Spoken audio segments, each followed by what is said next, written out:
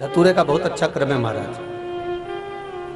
वो केवल शिवरात्रि के दिन करने का होता है।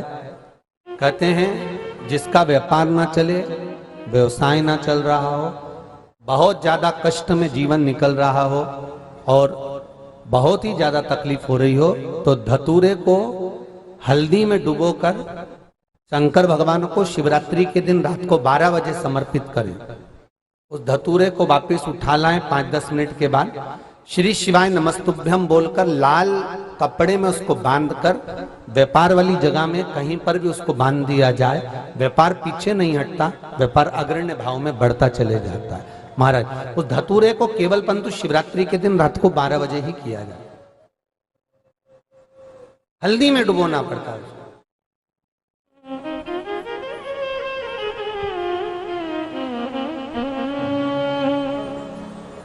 यही प्रमाण एक क्रम में और है महाराज जी। लिंग पुराण कहती है, मान लो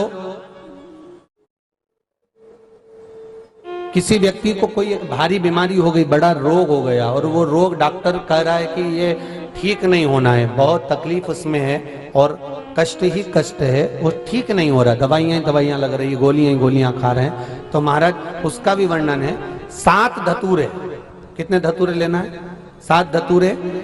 कोई सी भी शिवरात्रि से मतलब महीने में एक बार शिवरात्रि आती है, प्रत्येक महीने आती है।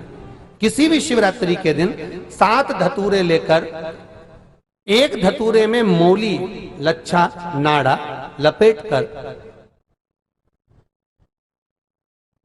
चंद्रमौली भगवान का स्मरण कर उस मौली को लपेटकर 6 धतूरे में हल्दी लगाकर शंकर भगवान की जो जलाधारी है, जलाधारी में आपको पहले भी वर्णन किया है,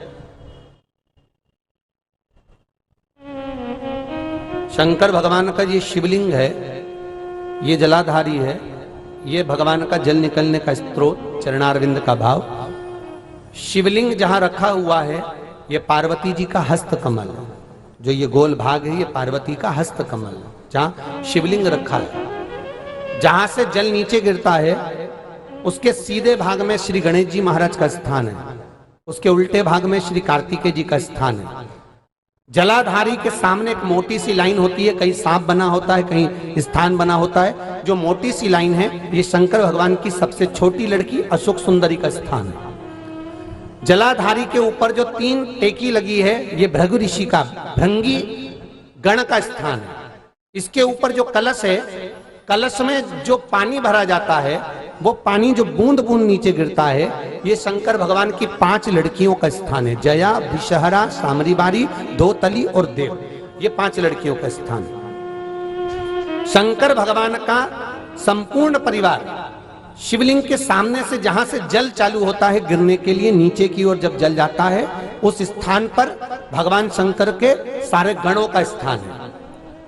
फिर जब जल बहकर सामने की ओर जाता है, जितनी दूर तक जल जाता है उतनी दूर तक भगवान शंकर के उस जल भाग को ग्रहण करने के लिए 33 कोटि देवताओं का स्थान है। इसलिए उस जल को हम लांघते नहीं है, क्योंकि वहां 33 कोटि देवता विराजमान रहते हैं महाराज।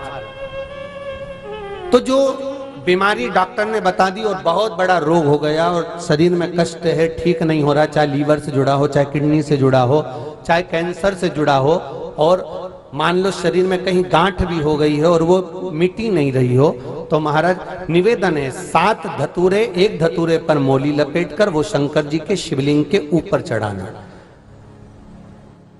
6 धतूरे, उसमें से एक धतूरा भगवान श्री गणेश जी का स्थान, दूसरा धतूरा श्री कार्तिकेय जी का स्थान, तीसरा धतूरा अशोक सुंदरी का स्थान।